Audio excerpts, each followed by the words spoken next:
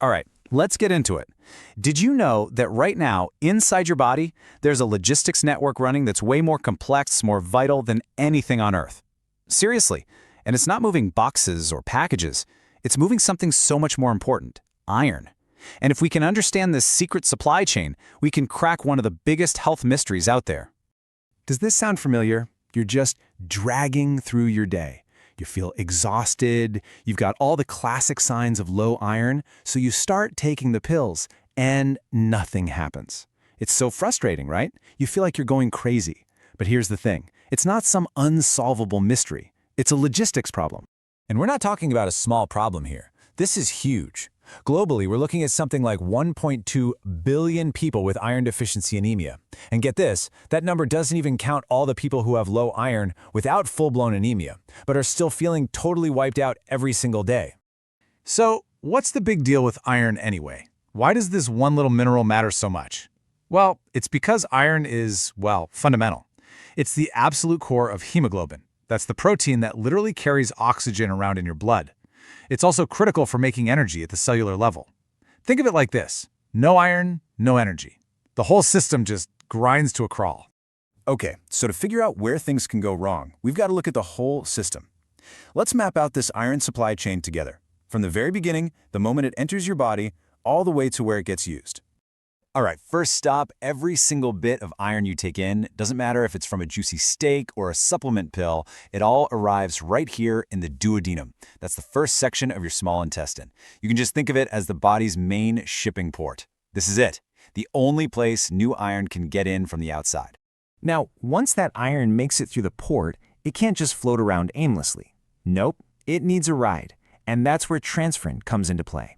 These proteins are basically the delivery trucks of your bloodstream.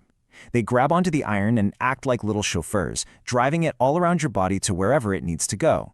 And who is the #1 customer for these delivery trucks? You guessed it, the bone marrow. This is the main factory, and it is hungry for iron. I mean, it uses up more than 2/3 of your entire body's supply. And it uses all that iron to manufacture hemoglobin, which is like the critical engine part for every single new red blood cell you make. Your body is also really smart. It plans ahead. Just like any good logistics company, it has a warehouse for reserves. That warehouse is your liver. It stores any extra iron inside these amazing little protein cages called ferritin. Each one is like a tiny microscopic vault, holding on to thousands of iron atoms, keeping them safe and sound until they're needed. And get this, your body is also a master recycler. It's incredibly efficient. It doesn't want to rely only on new shipments coming in. So over in the spleen, you've got these specialized cells, macrophages, that act like a high-tech recycling center. They find old, worn-out red blood cells, break them down, and salvage all that precious iron to be used again. So cool. Okay, let's recap. We've got a port of entry, delivery trucks, a huge factory, a warehouse, and even a recycling center. It's a whole operation. But who's running the show? Who's the boss that gets to decide when the port is open for business? Well, let me introduce you to the manager of this whole shebang, a powerful hormone called hepcidin. It's made in the liver, and it is the master regulator, the ultimate gatekeeper.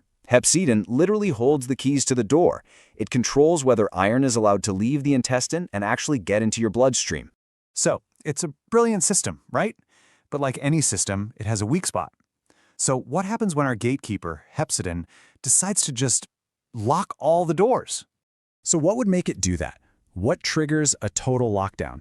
The big answer is inflammation. When your body thinks there's some kind of system-wide emergency happening, your immune cells start sending out these alarm signals called cytokines. One of them, IL-6, sends a direct red alert message straight to the liver. And what does the liver do? It panics and starts pumping out way more of our gatekeeper, Hepcidin. And Hepcidin's reaction is immediate, and it's total. It doesn't just slam the gate shut at the main port in your gut, which blocks any new iron you're eating from getting in. It also marches over to the recycling center, those macrophages in the spleen, and it locks the exit doors there too. All that perfectly good recycled iron, trapped. The entire supply chain just stops, dead in its tracks. And this is where things get tricky, because this creates two totally different kinds of iron deficiency. First, you could have what's called an absolute deficiency. That's simple. The warehouse is just empty. But with high hepcidin, you get a functional deficiency.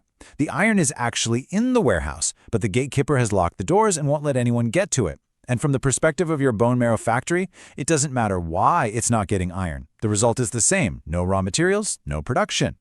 And this brings us right back to that frustrating problem we started with. If you've got some kind of chronic inflammation going on, taking iron pills is like sending a whole convoy of supply trucks to a port that's been completely blockaded by the gatekeeper. They're just not getting in. So, the big question is, how in the world do you get past that blockade? Well, you have to find a workaround. You need a completely different delivery method, one that doesn't even have to knock on the front door. So let's compare the two ways to get iron in. On one hand, you've got oral iron. It has to go through the intestine, and that's exactly where Hepcidin has put up its do not enter sign.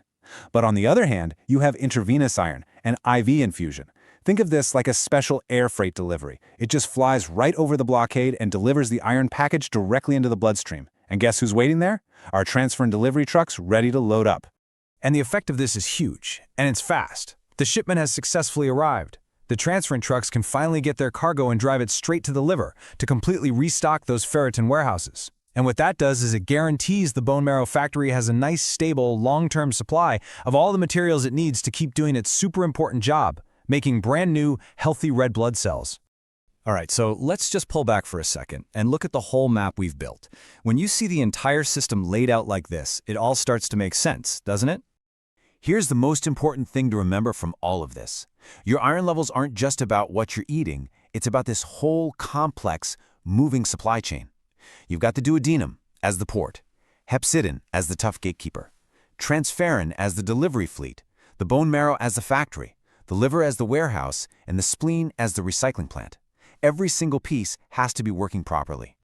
And that is why all this really matters. Knowing the difference between an empty warehouse and a locked one, between an absolute deficiency and a functional one, is absolutely critical. It completely changes the diagnosis, it changes the entire treatment plan, and honestly, it can change someone's life by finally cracking the code on why they feel so tired all the time. It's pretty amazing when you think about it, isn't it? Your body is quietly running a logistics network more complicated than Amazon's. And that's just one system. It makes you wonder, what other incredible hidden systems are humming away inside of us right now, keeping the whole show on the road, that we're only just starting to figure out?